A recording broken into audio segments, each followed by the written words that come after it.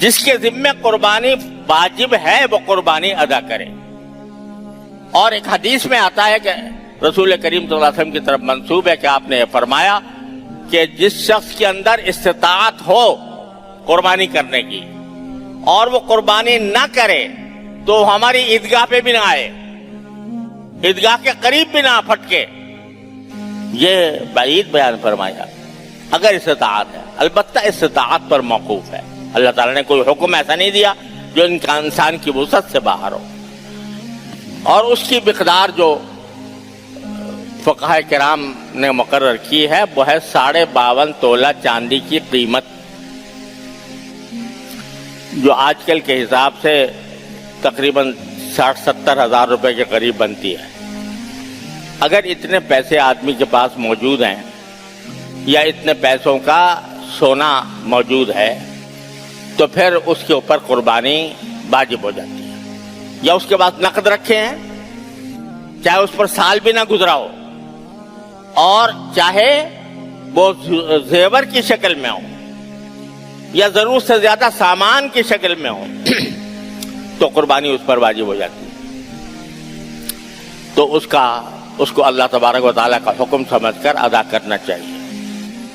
بعض جگہوں پر اس قسم کے مغالطے ہیں یا غلط فہمیاں ہیں کہ بھئی شوہر نے کر لیا تو بیوی کی طرف سے بھی ادا ہو گیا، باپ نے کر لیا تو بیٹے کی طرف سے بھی ادا ہو گیا.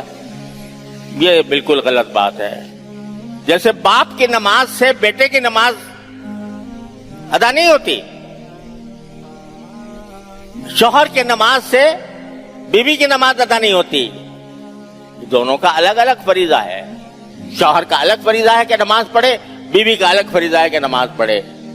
تو ایک کا دوسرے سے کوئی تعلق نہیں. اسی طرح اگر گھر میں ایک سے زیادہ افراد ہیں اور ہر ایک صاحب نصاب ہے، یعنی ہر ایک کے پاس گنجائش ہے قربانی کرنے کی، تو پھر ہر ایک کے ذمے الگ قربانی واجب ہے.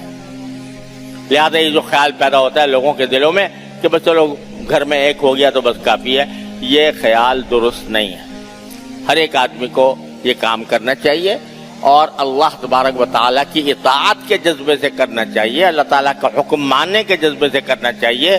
اور اس زمانے میں جو عبادت اللہ تعالیٰ نے رکھی ہے اس عبادت کی روح کو سمجھنے کی ضرورت ہے، اور وہ یہی ہے اللہ تعالیٰ کی اطاعت. ان صلاتی و نسکی و محیای و مماتی للہ رب العالمین. اللہ تبارک و تعالیٰ اپنے فضل و کرم سے، اپنی رحمت سے ہم سب کو اس پر عمل کرنے کی توفیق عطا فرمائے.